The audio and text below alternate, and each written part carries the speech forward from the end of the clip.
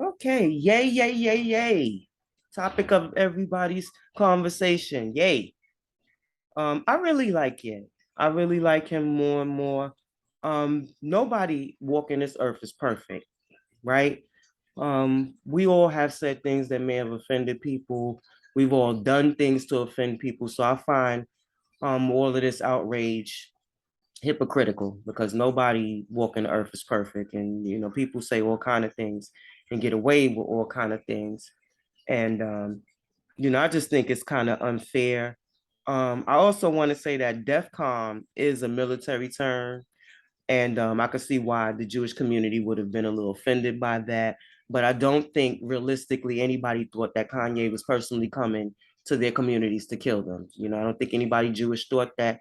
And if they did, when people or a person is in fear of something or someone, they don't go around broadcasting the fact that they feel like this person is crazy.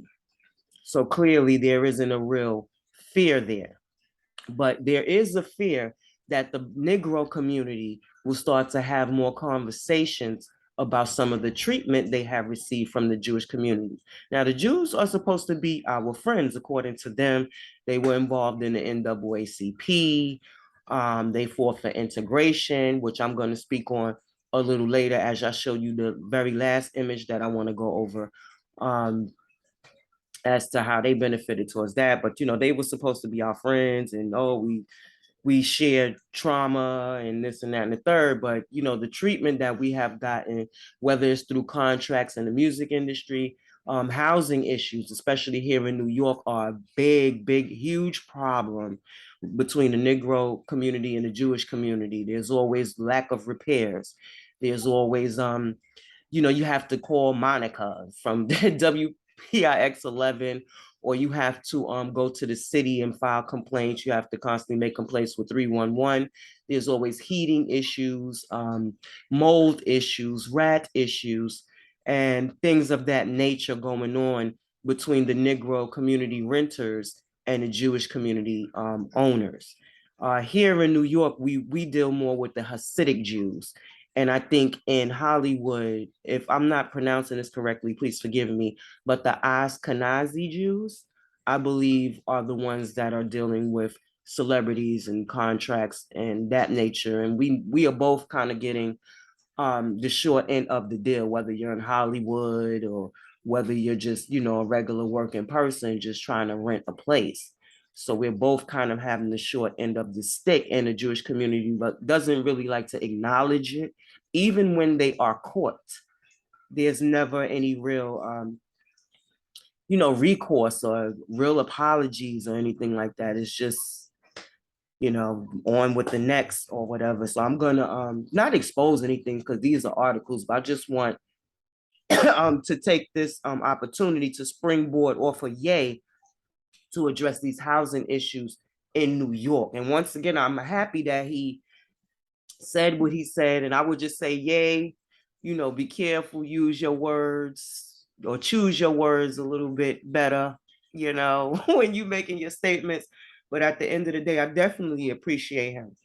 I definitely appreciate this guy because this is huge, and I'm really dying to see what the Negro community is going to do. Especially the internet YouTubers who talk about a lot of white supremacy and you know, different things, racist things that happen in our community. So I'm dying to see if they're going to take this opportunity to open it up because that community is fearful. They don't believe that Ye has support from the Negro community, and they believe it's just they're going to be able to just wash him out and then back to business as usual. Now, he has said some things, and he wore the Black Lives Matter shirt or whatever. But what I think we need to learn how to do as Negro Americans is sometimes use different situations to your advantage, like other people do. Okay. Sometimes you may not like a person, you may not care for what they're doing, but sometimes they may do something. You say, oh, there goes the opportunity where I could teach this, or I could show this, or I can speak on whatever it is that I need to speak on. So, and while I might not agree with this person, I might not necessarily care for this person's character or whatever it may be, but I could still use this person, as a way to springboard or open up a conversation off of that person. So I'm gonna share my screen. Um, Share the screen, right? We do that, share. And this is the first person because this guy really pissed me off right here. I don't feel like he had any right to say anything. I saw him on TMZ earlier today. This dude right here. Here's what I wanted to everybody focus on these pictures. Yeah, that very much looks like Sherman Hemsley. I will hope that's not him. May he rest in peace, because if I was in a party and somebody showed up like this, I would whoop they behind. Where if I get arrested, I get arrested, so be it. And I don't encourage violence. I'm not directing violence towards Howard Stern, but I could not sit in a room and somebody walk in like this and I would just laugh or just look or just like, oh, I'm just gonna leave. It would be some whooping going on, furniture moving going on, and that's what should have happened. And this is not the first time. You could clearly see here where he's done this before. Now, he was on TMZ saying that basically Kanye should be over with. Like, people should just be done with Kanye, get him out of here. He shouldn't have any recourse. He shouldn't be able to apologize. He shouldn't be able to do anything. He should be done, drain him of his money, get this guy out of here. But yet, this guy was able to maintain his career, build a multi-million-dollar brand for himself, even though he did this type of crap right here. Okay? It's the type of crap Howard Stern is on, and he'll do it again, and he'll say more stuff again, because there's no punishment for these people, because the Black community doesn't use its voice as a whole to speak out against Jewish people when they do things wrong. They get scared of being called the anti-Semite for addressing issues, and you're not gonna call me an anti-Semite when I'm addressing an issue. Okay, I don't know personally what Ye's issue is, and his business dealings or whatever, but I can use Ye as a springboard to have a conversation about other dealings that go on in the Jewish community. That's what I want to do. But I just wanted to show this guy right here and how he has the audacity to speak. And I hope the Jewish people aren't like using him as one of the speakers. I see quite a few come out, but I hope this guy doesn't hold any weight. And every time he comes out to address any type of issue regarding Negro Americans and the Jewish community, this should be brought up, because he shouldn't be allowed to speak. You showed your racism and how you feel about Black people more than once. You see, he said a lot of things more than once that, I'm surprised this guy is still around. But like I said, the energy wasn't behind getting him out of there. His bank account, nobody kicked him out the banks, and nobody shut down the banks when we saw the boat transporting cocaine, like we did that bank. I'm sounding very ignorant. Like we did when we saw the boat that had the bank label on it that was full of cocaine. Nobody shut them down, right? They got to live, and nobody's even talking about that. And people probably don't even know anything about it. But I remember seeing it on the news, the bank label on the boat that was full of cocaine, that is still functioning very well with no questions, no punishment for anyone. If anybody was arrested, we don't know. But we do know that it had a bank logo and it was full of cocaine. Okay. So just wanted to state that more than once. But yeah, this guy holds no weight. I don't ever want to hear Howard Stern. If there's ever an issue of anti-Semitism, I don't want to hear Howard Stern addressing it. He's shown his racism. He's not a person that the Jewish community should put up, knowing that he has this in his background. This picture here was from 1993, I believe. I don't know what this junk was. This was probably on his show, or whatever. The man is, he's disgraceful. He should never be calling anybody racist or anything. Nobody should go to him for that. So I first, wanted to get that out the way. And now I'm going to go to two articles, which are quite lengthy, but they are worth it. Okay, we're going to first go to the Gothamists. Go check them out. They write pretty good articles. You could agree or disagree, but the information is there. Brooklyn landlord won't rent his Jewish building to Black tenants, suit claims. And this is the guy here. We'll find out his name as we go through the article, right? ZP Realty is his realtor company, or who he does business with and rents his properties out through. A Brooklyn landlord is being sued for housing discrimination after allegedly describing one of his Midwood properties as a Jewish building and refusing for years to rent it out to Black tenants. The complaint filed in the federal district court on Wednesday by the Fair Housing Justice Center alleges that Zeev Polak is perpetuating racial segregation by turning away people of color from his 48-unit building at 1411 Avenue N.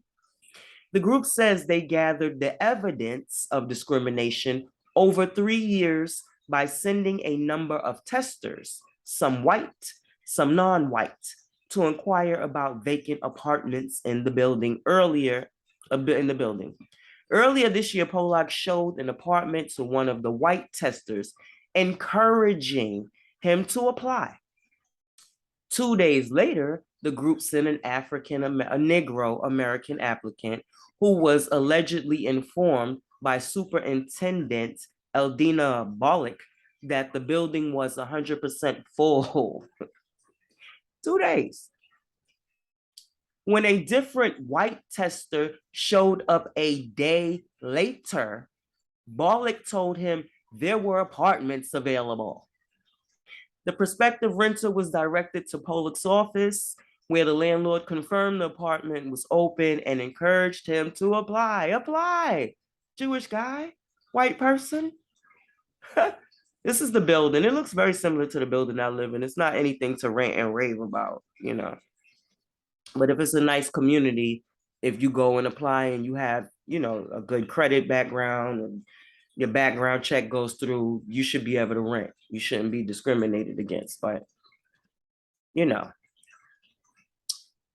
Similar tests dating back to 2016 yielded equality damning results. In 2016, the complaint states Polak once again turned away a Negro American tester, despite having told a white renter that there were units available the previous day.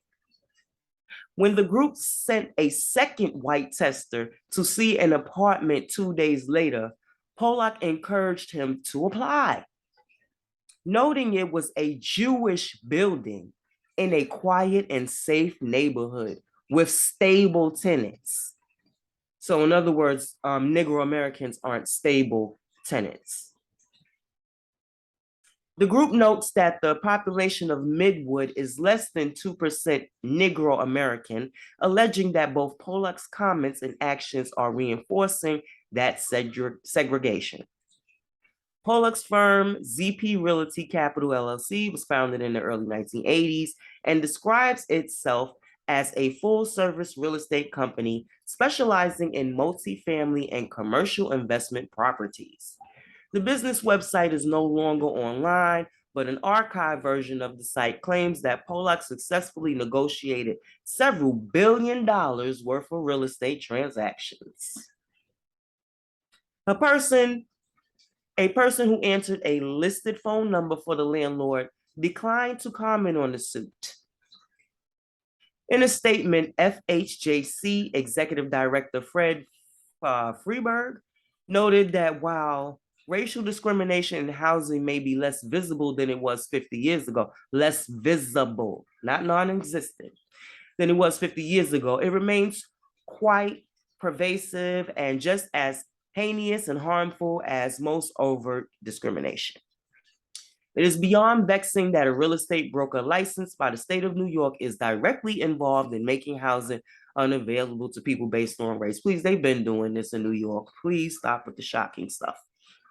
Freeberg added, In addition to the federal suit, the group has filed an administrative complaint with the state's Division of Licensing Services, noting the discrimination charges as well as Polak's alleged habit of illegally charging brokers' fees to tenants in building that he rents. I would love to know who he's charging the brokers' fees to.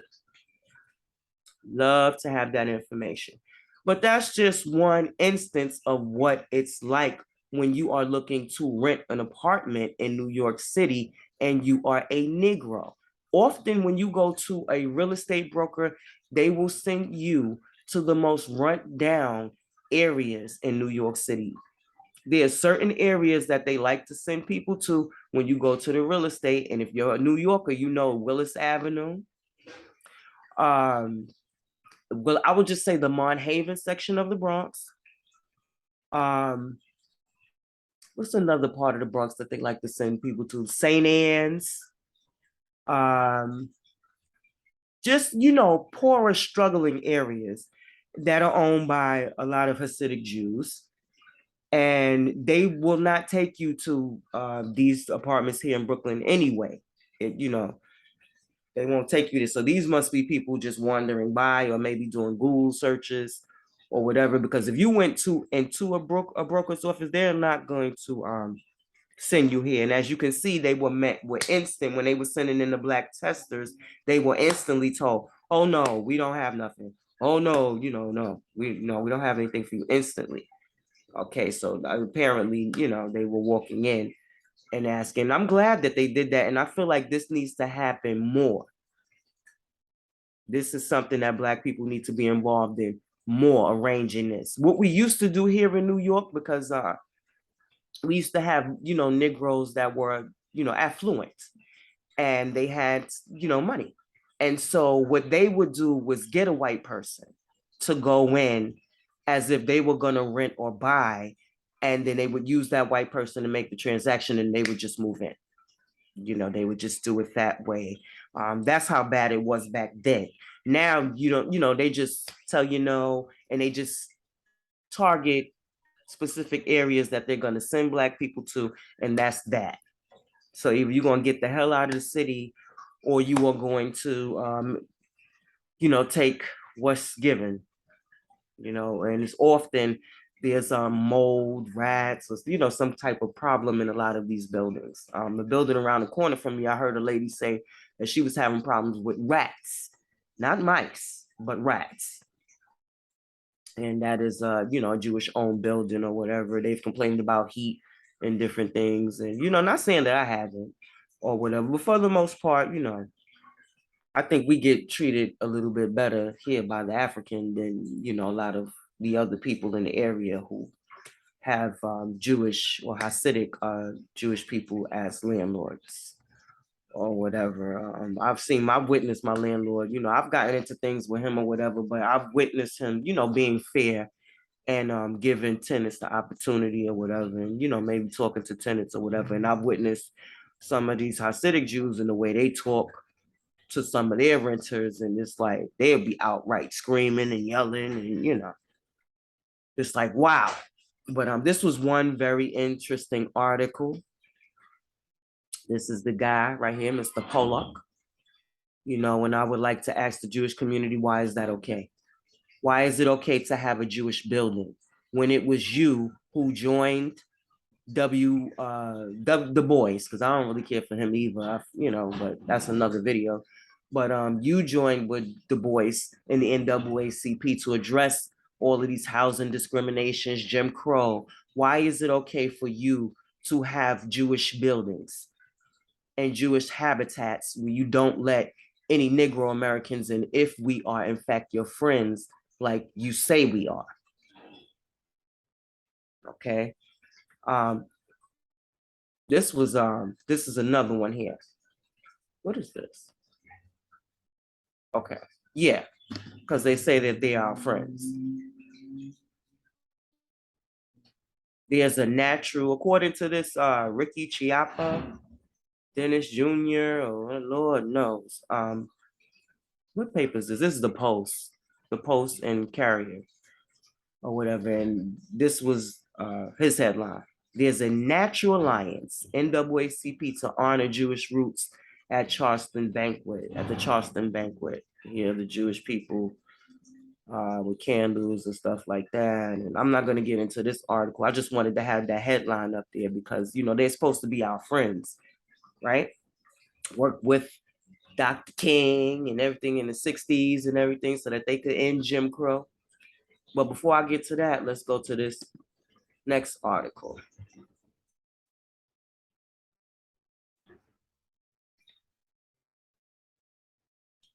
I put in white tenants, the grim, racist, and likely illegal methods of one Brooklyn landlord.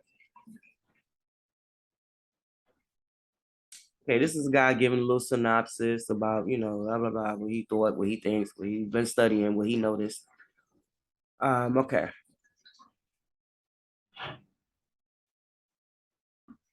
Okay, wait a minute. Did I skip over something here?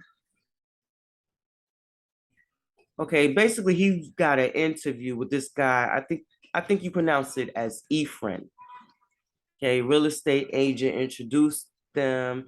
Okay, let me just read it. Anything for that guy, Ephraim, told me when I asked if I could interview him. We met in Prospect Lefter's Gardens, where I found him sitting in his parked car with the engine running. And this article is going to give you the game here. Please share this video. Like the video, share it with as many people as you can. This is definitely going to give you the game on how they do things. So it's a very good article to share and to, maybe have some group thinks, chats, or whatever about. Okay, we met in Lefter's Garden where I found some parked car, engine running. I hopped into the passenger seat and went for an afternoon ride along through the neighborhoods where he does most of his business. Bushwick, Bedford-Stuyvesant, Crown Heights. It is important to remember that Ephraim is one voice on a wide spectrum. And it is important to know that Ephraim is a pseudonym for reasons that will become obvious. Ephraim turns the call on. I stammer through a request to hear what it's like to be a landlord in so many evolving Brooklyn neighborhoods. Ephraim nods and stares out the window as if he lacks the will or energy to answer such a broad question. Do you know anything about property? There's a deed and there's a note. Like with a car, if you have a lease, the title is in your name, but you don't actually own the car. The deed to the house is the same thing. If you have a mortgage, the actual thing, the house is the bank's. So they have a note and they can transfer it to other banks. They can sell it to big companies. They can make packages of notes. You still own the deed. That's yours. And if the banks want to take it from you, they have to go through the process of foreclosure, which is correct. If the house has a small mortgage, that's fine. You can sell the deed. But if the house is underwater, you can't really do anything, which is true. So he's giving you the game in case you don't know anything about mortgages and deeds. You learned a little something, right? So we came up with the idea. This is genius, y'all. The bank takes a long time before they can take the property away. It can take them up to 5, 6 years. So we go to the owner, buy from him the deed, and then rent it out. When the market went up a little bit, around 10% of the mortgages were almost at market value. So we paid them off and keep the building.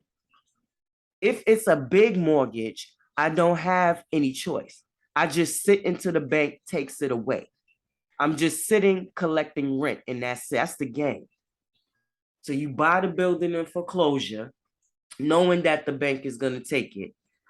Whether the tenants in the building know it or not, he knows that they're going to eventually take this. But meanwhile, He's went to the owner of the building who's in foreclosure, who's desperate for money, lowball them, get the building for a steal, and then sit up there and collect the rent until the bank finally takes it.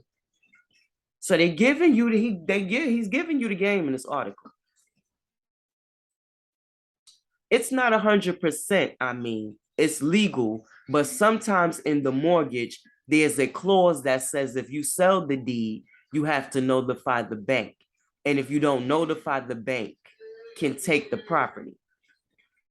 But even if you didn't notify them, the bank has to go through the whole process of getting the property, and that takes some time. And meanwhile, you collecting rent, right? And the banks don't care. They actually like when people take care of the building, right? Until they find a suitable owner to sell it to. Look at this, man. Because it will actually cost them $100,000 a year. So I guess to maintain the building, people breaking in, pipes busted. So if the building is left abandoned, you'll have, what do they call these people? Squatters.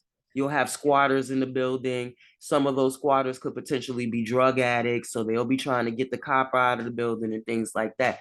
So he's saying the banks don't mind that they're doing this really because it keeps the building safe. Their tenants are still in the building, and they don't have to really worry about the property and how much damage is going to come from squatters being in the building.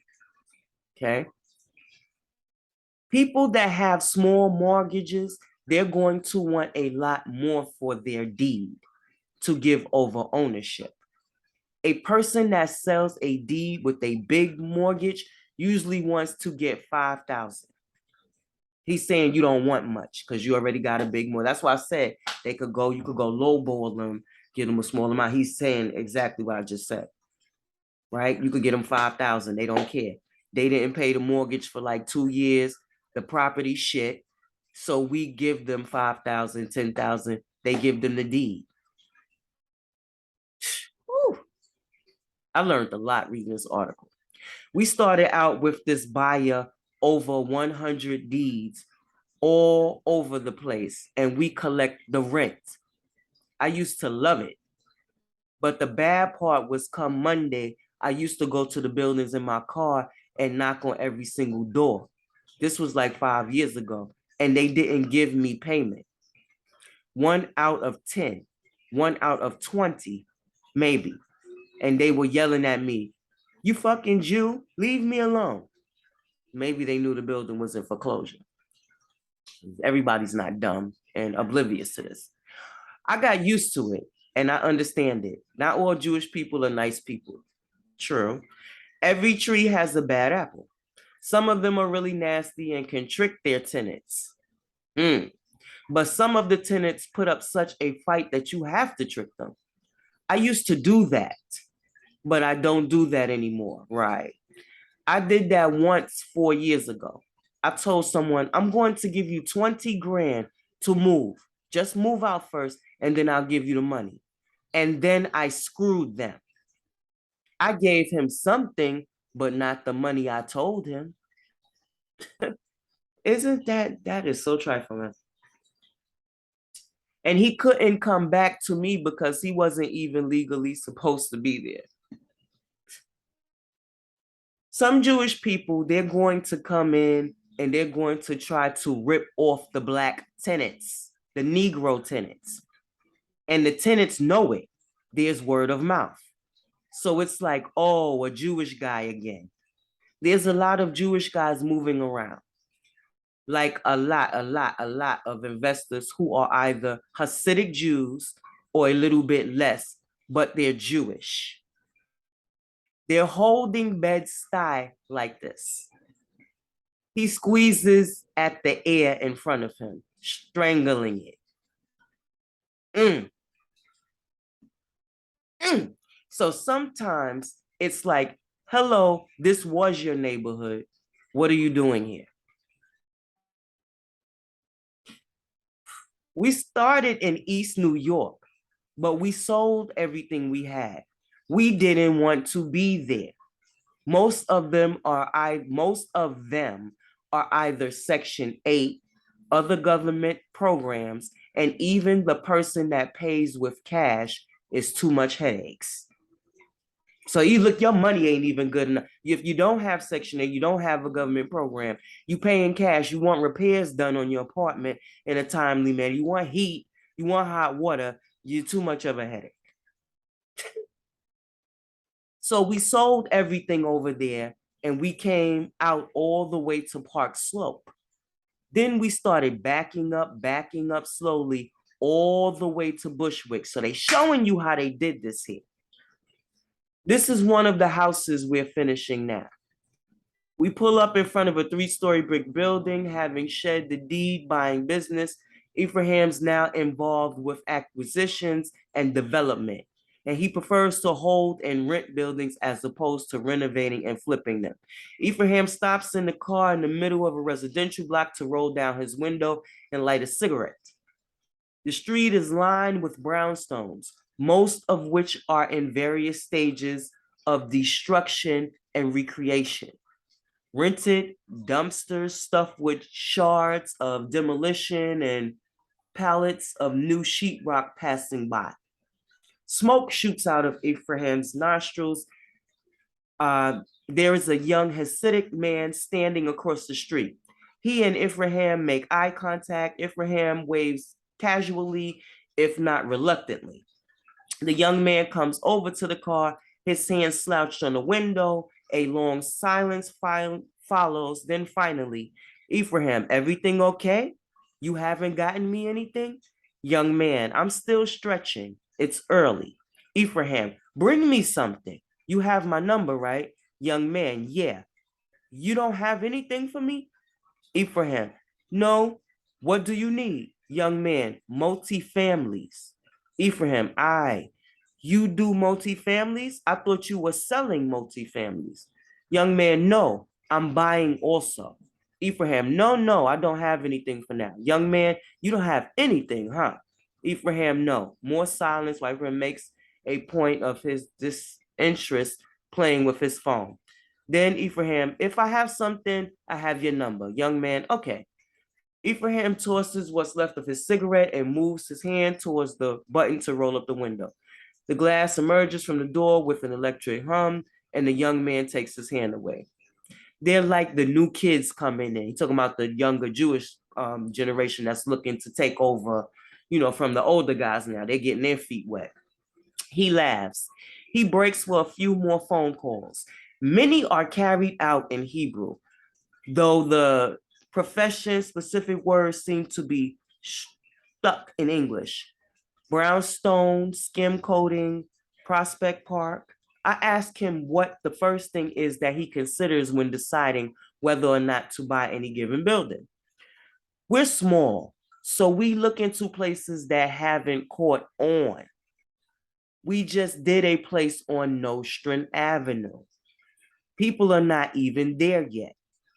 We put in 600,000 and everyone was laughing at us. It's crazy you're over there. A building for yuppies, white people? It's not going to work. The building was full of tenants, 1,300, 1,400 tenants. I guess that's what they paid in rent. We paid every tenant the average of $12,000, $13,000 to leave. I actually went to meet them. Lawyers, I actually went to meet them. Lawyers are not going to help you. And we got them out of the building, and now we have tenants paying $2,700, $2,800, and they're all white. So this is what we do. This is what we do. And yet, this Ye can say something that was misinterpreted, and you can destroy this man.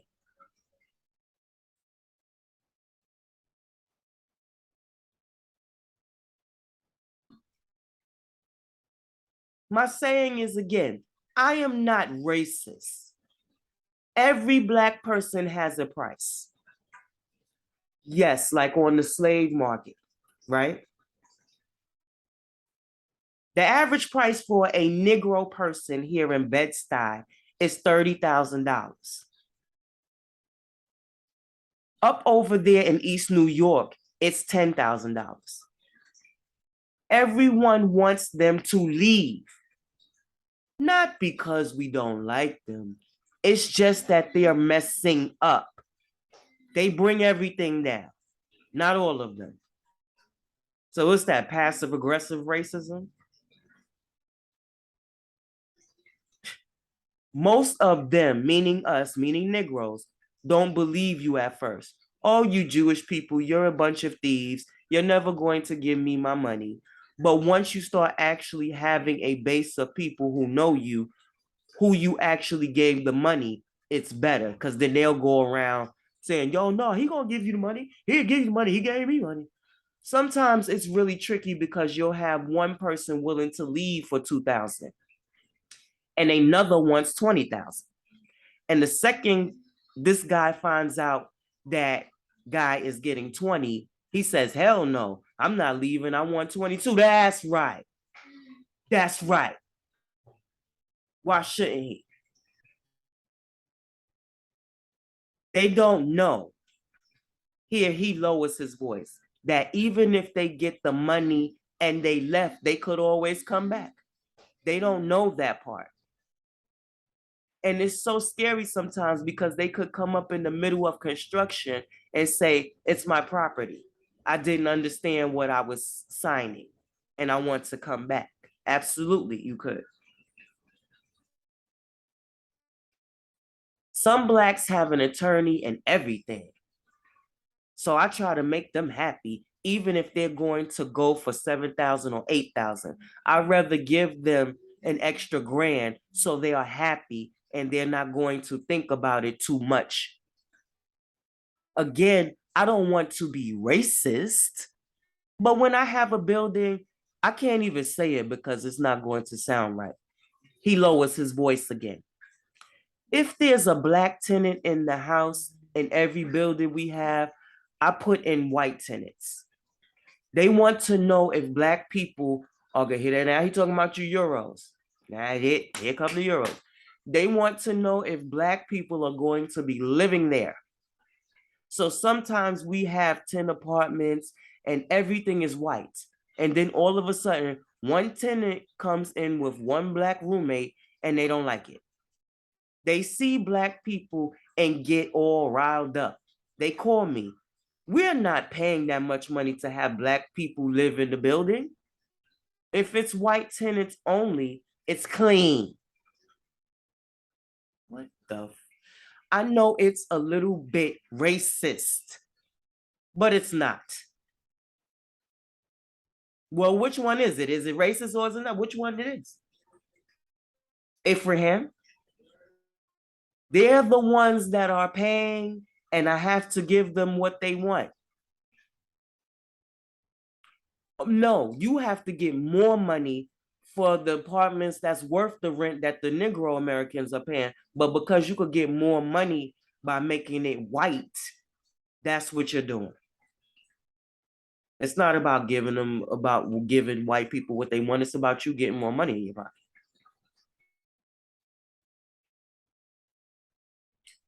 The scary part about doing this is if the black guy starts to realize how much the property will sell for, this is a new thing now, the past year, $1 million, $2 million. It's crazy, crazy numbers. None of them realize yet. Some of them do. This guy is very passive. He don't know if he's going or coming. Some of them do. The amount of money you can get. The scary part is they're going to realize they can get the same exact house in East New York for 400,000, 500,000, and they can get paid 1.5 million for their home in Bed-Stuy. They're going to start dumping houses on the market, and the market's going to be flooded and it's going to cool down. It's already cooling now. So he don't want you to realize that so you could profit from it. Some of them know it.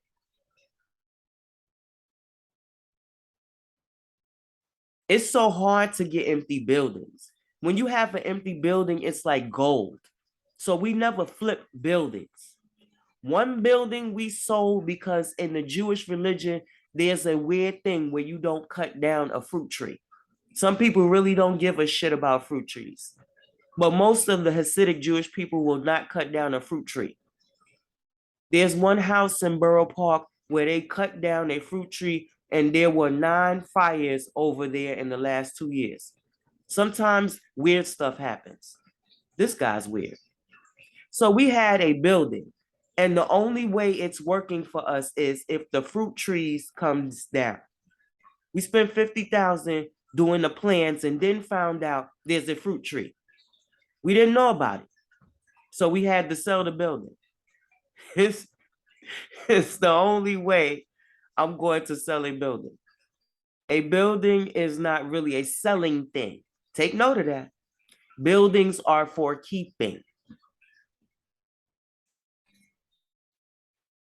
Okay. So this is a very interesting article. And like I said, I wanted to use this to address the Hasidic Jews of New York. Excuse me, it's a lot of coughing and everything going around. I don't have COVID, but just to address the rental issues. And I just want to take them back to this is what the NAACP and different people are saying, that these people are friends, right? There's a natural alliance. It's a natural alliance between us. Where is it? It isn't in housing. It doesn't seem to be in Hollywood. This is what Ye is upset about. There's a young man, I don't know his name, but there's a YouTube video. I'm not sure if it was Doggy Diamonds or whatever. I don't like saying these people's names, but I'm not sure if it was on his channel or not, where he's going around right now helping people get their royalties. 50 Cent was one of them. 50 Cent was one of the guys that he helped to, get some of his money back from the industry. So where is the alliance at? And I would like to point this out to the Jews. This is why I would like to point you out. And this is what I'm saying, how Black people have been used and used and used. And you were used during the civil rights movement by the Jewish community because they wanted. See, this is Jim Crow. No N words, no J words, no dogs. They mean barking. What kind of dogs? Who knows? But there was a time where the Europeans didn't want your behind in their neighborhoods.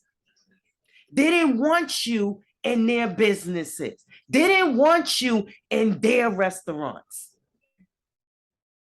And you aligned yourself with Black people. You lied to the civil rights movement and told them that, look, the European has better schools than you. The European has all these amenities and all these things that you're deprived of. And you need to go over there. When it was you who wanted to be there. It was you. There were very few Black people who bought housing in white communities because they didn't want to be bothered with the racism. Excuse me, I had to get a little water there. They didn't want to be bothered with the racism, getting N-word tatted all over your house and your property that you just bought. So a lot of Black people opted not to do that. But these were some of the affected civil rights Negroes who felt like, well, we done fought for this. Let's go over there and get in our house or whatever. And they were met with white flight and white abuse. House crosses burned on their front yards for the ones who ventured out that way. But I like to take this moment to remind the Jews, when nobody wanted you nowhere. Nobody wanted you nowhere. So my question is, how the hell did we get here today where you have Jewish people who every time a Black person mentions something about the Jewish community is anti-Semitic? Jay-Z. Let me get this one. I gotta stop yelling like that. But Jay-Z did an album called 444. I'm quite sure a lot of people will remember it. And all he said was that they use credit to purchase properties. That's all. And he had to go get, Russell Simmons had to come out to tell him, look, lay off Jay. You know, leave him alone. He's a good guy. He didn't mean any harm or whatever. But why? Why? If we have an alliance with the Jewish community, right? Because this is what they want you to believe. If we have an alliance with the Jewish community, if we have a complaint about a contract, about a lease, or anything else in our dealings with the Jewish community, why is it okay to label that person anti-Semitic if we have this alliance and this friendship that you claim and the NAACP claims that we have?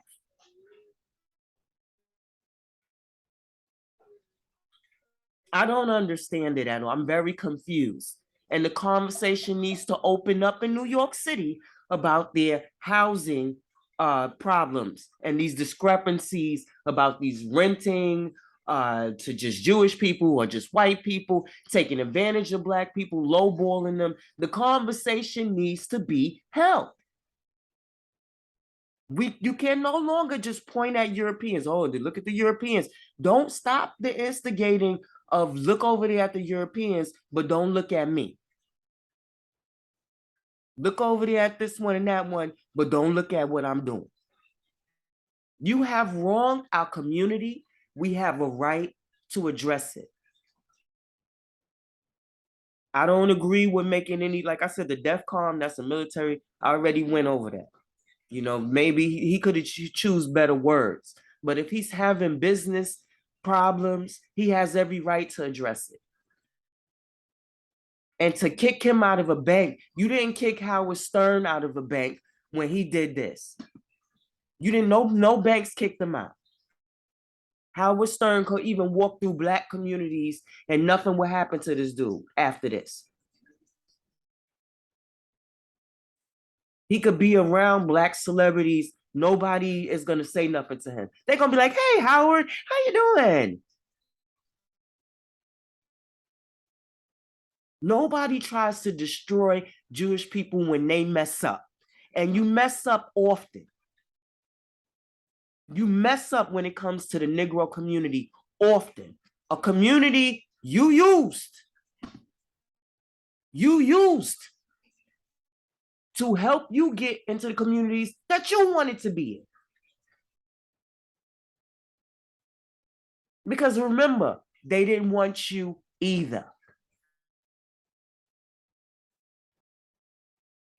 If you are our friends, like the NAACP says you are, if we have this alliance, then I want to see the conversations between Jewish Americans and Negro Americans.